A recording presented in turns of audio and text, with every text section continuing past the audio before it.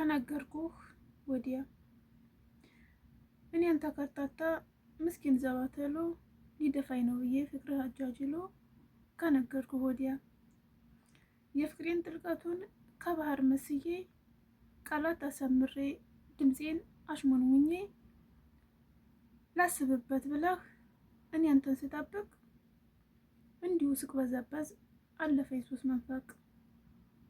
እናማ ይኸውልህ አንተ ስታስብ እኔ ሀሳብ ሳጣ አንጎሌ ደንዝዞ ከመስመር ሳልወጣ ባንተ አሳቢነት ንጡኡ አእምሮዬ ስለደደበብኝ መልሱን ስጠኝና ፍቅርህ ግን ይቅርብኝ፣ ከምር ይቅርብኝ።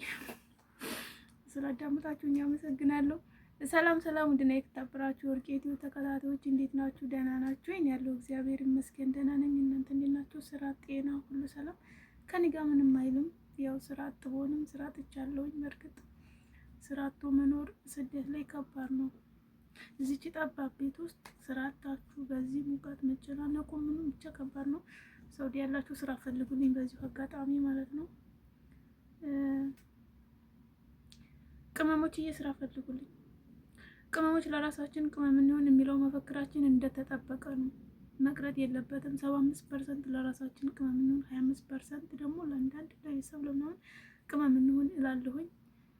ግን ስደት ላይ ሆናችሁ ስራ ስታጡ ምን ይሰማችኋል? ስራ አጣችሁ የምታውቁ ስሜቱን ታውቁታላችሁ። ብዙ ነገር ነው የምናስበው። ከምር እንቅልፍ ራሱ ከተኛው ወይ ኖርማል እንቅልፍ ሳምንት አልፎኛል። አልተኛም፣ ብተኛም እንቅልፍም የለም።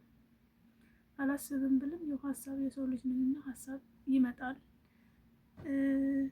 ተጨንቄም አይደለም ግን ለምን እንደሆነ አላውቅም እንቅልፍ ራሱ እየወሰደኝ አይደለም ማለት ነው። መተኛትም አልቻልኩም። እንቅልፍ አለመተኛት ለጤና ጥሩ አይደለም። በእርግጥ ቤት ቁጭ ብዬ ስለምውልም ሊሆን ይችላል። ቢሆንም ግን የሆነ የተወሰነ ሰዓት መተኛት አለብኝ። ለምን እንደሆነ አላውቅም። እንቅልፍ ምን ብሎኛል። በዚሁም አጋጣሚ እንቅልፍ እንዴት መተኛት እንዳለብኝ የምታውቁት ነገር ካላችሁ ምክር ስጡኝ፣ ለግሱኝ። ምክራችሁ ያስፈልገኛል እና ስራ ፈልጉልኝ ወይም ቪዲዮውን እያያችሁ አበረታቱኝ። ጥሩ ተመልካች ምናምን ካለኝ ዩቲዩብ አሪፍ ከሆነልኝም ሀገር እገባለሁ። ስራ ተወስከ 8 ዓመት ስደት ላይ 8 ዓመት ሰርቼ ለውጥ ከሌለ ከዚህ በላይ በመቆያቸው ዓመቶች ለውጥ ይመጣል ብዬ አላስብም። ሀገር ገብቼ ልፍጨርጨር። ስደት ላይ እድሜ ነው የሚቀንሰው፣ እድሜያችን ነው የሚያልቀው። የስደት ነገር ጤና ማጣት ነው፣ ብዙ ነገር አለ። ብቻ ተመስገን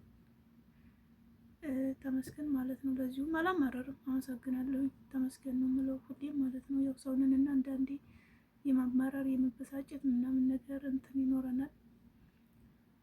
ይሆንም ተመስገን እና እያያችሁ እያበረታታችሁኝ ወደ ሀገር እገባለሁ። ስራ ካጣሁኝ በዚሁ ከቀጠለ፣ ስራ ጠፍቷል በአሁኑ ሰዓት። ዩቲዩቤን አሳድጉልኝ፣ ላይክ እያደረጋችሁ ሰብስክራይብ እያደረጋችሁ ሀሳብ እየገለጣችሁ ዩቲዩቤን አሳድጉልኝ እላለሁኝ። አመሰግናለሁኝ።